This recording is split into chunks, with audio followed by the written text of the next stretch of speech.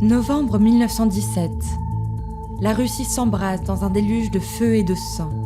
Un bourdonnement lourd emplit Pétrograd et résonne sourdement dans les tympans. La révolte roule et gronde bien au-delà de la capitale.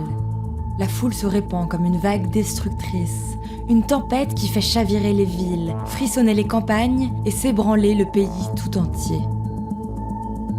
Là, au milieu de la tornade, un homme, un Américain voit tout, entend tout.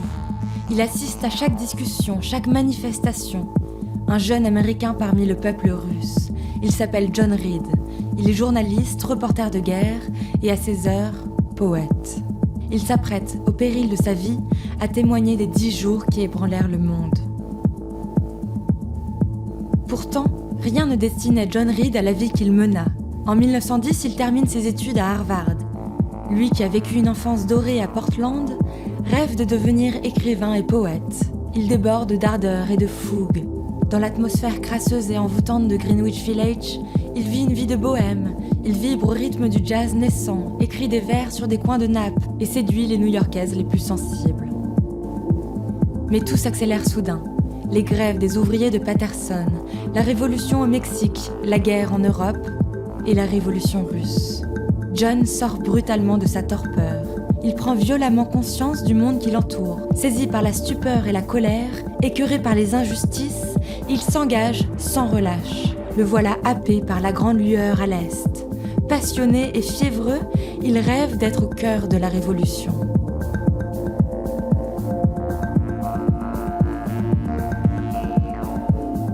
Septembre 1917.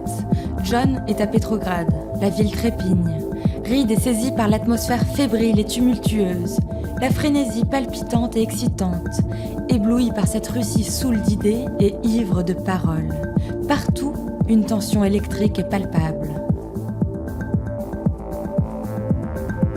John s'infiltre dans toutes les assemblées, se glisse dans toutes les discussions, se faufile dans les cafés, les casernes, les salles de réunion. Enveloppé dans les halos de fumée bleue, il frémit avec les ouvriers, ne fait plus qu'un avec la foule. Il sent au fond de son être que quelque chose de fondamental va se produire, sans pouvoir dire exactement quoi.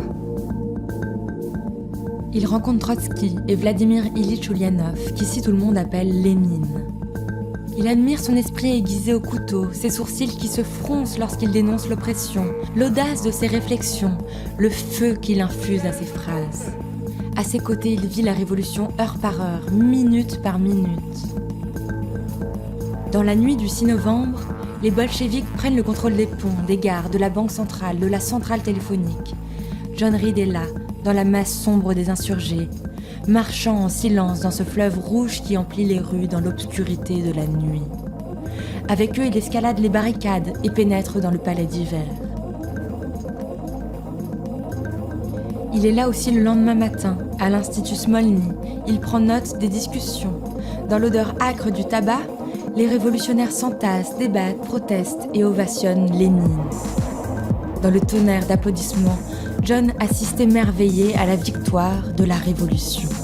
Porté par une impulsion qui le dépasse, il joint sa voix au crescendo lent et puissant de l'Internationale.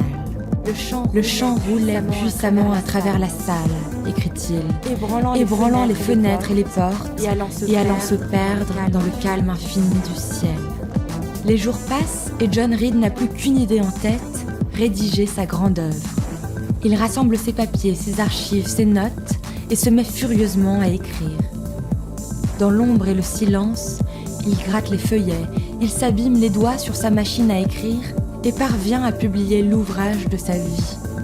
Un livre que Lénine salue pour son intelligence et sa sincérité, les 10 jours qui ébranlèrent le monde. 5 années ont passé, John Reed déchante.